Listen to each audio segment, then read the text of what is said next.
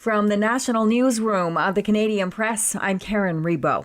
Day 3 of the federal election campaign kicks off with a new poll showing another bump in support for the Liberals under Mark Carney. An online Leger poll done on the weekend suggests 44% of decided voters will vote Liberal in the April 28th election. That's compared to 38% backing the Conservatives. After 2 years of trailing the Tories in the polls, the Liberals have rebounded in support since former Prime Minister Justin Trudeau announced in December he would step down. The poll also found only 6% support for the NDP, which leaves Leger's Sébastien Dallaire believing this election is a two-horse race. They are really far behind. The floor seems to have disappeared under their feet.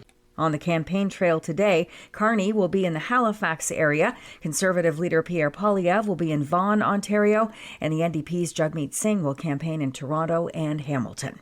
A member of the Manitoba legislature has resigned his seat to run in the federal election. Progressive Conservative Grant Jackson is leaving his Spruce Woods seat in western Manitoba to run for the federal Conservatives in the riding of Brandon Souris. The federal seat has been held since 2013 by Conservative Larry Maguire, who announced Sunday he's not seeking re-election due to health concerns. Jackson previously worked as an assistant to Maguire and knows he's got big shoes to fill. I've never known him to be sick a day in his life, so when you get a serious diagnosis like that, it's tough. And so we're thinking about him, and I'm going to try to do it justice. On this budget day for Quebec, an internal report is outlining major problems with the Quebec government program to recruit foreign nurses to the province. The report from the province's immigration department on Phase 1 says the recruits faced a lack of housing, childcare, and transportation upon arriving in Quebec.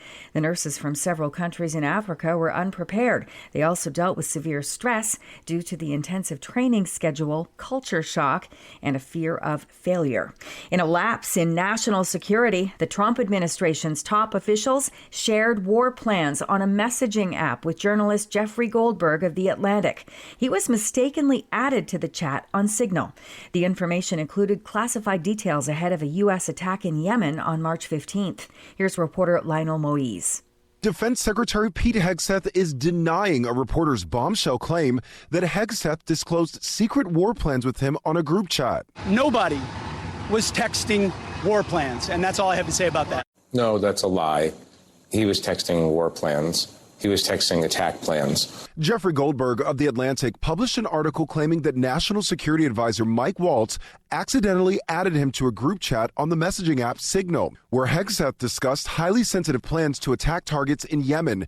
The White House has acknowledged the text chain appeared to be authentic. This is the Canadian Press. In sports, the NHL's top two teams will be duking it out in Winnipeg tonight.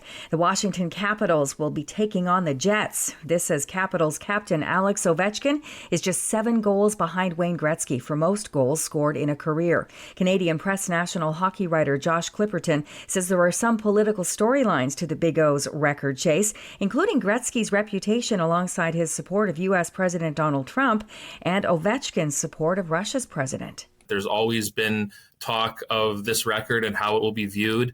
Ovechkin has been pretty silent on the war in Ukraine for a long time, but his Instagram profile picture still remains him and Vladimir Putin. Tonight's game is Ovechkin's last in Canada this season. Last night in the NHL, the Vancouver Canucks scored a 4-3 come-from-behind victory in the shootout over New Jersey. The NBA's Toronto Raptors beat the Wizards in Washington to snap their 4-game losing streak. From the Canadian Press, I'm Karen Rebo.